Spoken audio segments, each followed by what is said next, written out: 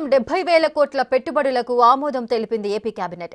పెట్టుబడులకు ఆంధ్రప్రదేశ్ గమ్యస్థానంగా నిలిచేలా రాష్ట్ర ప్రభుత్వం పాలసీలను రూపొందిస్తోందన్నారు మంత్రి పార్థసారథి.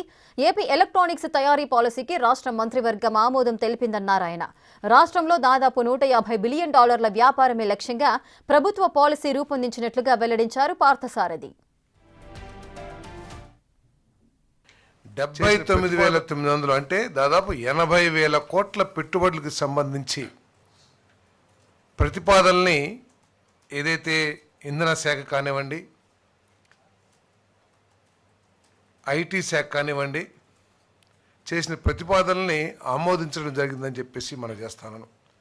ఈ పెట్టుబడుల ద్వారా దాదాపు 1,25,000 1,25,000 1,50,000 ఎంప్లాయ్మెంట్ కూడా జనరేట్ కాబోతుందని చెప్పేసి కూడా ఈ సందర్భంగా నేను మనవి చేస్తా ఉన్నాను. భవిష్యత్తులో దేశంలో పెట్టుబడిదారులందరూ కూడా అంటే పారిశ్రామికవేత్తలు కానివ్వండి, సాఫ్ట్వేర్లో కానివ్వండి, వాళ్ళందరికీ అల్టిమేట్ డెస్టినేషన్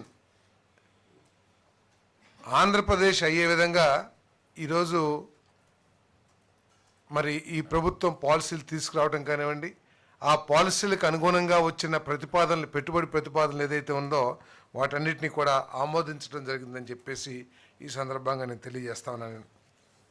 మరి కొత్తగా Andhra Pradesh electronics components manufacturing policy 4O ఏదైతే ఐటీ ఈఎన్సీ శాఖ చేసిన ప్రతిపాదనని రాష్ట్ర మంత్రి మండలి ఆమోదించిందని చెప్పి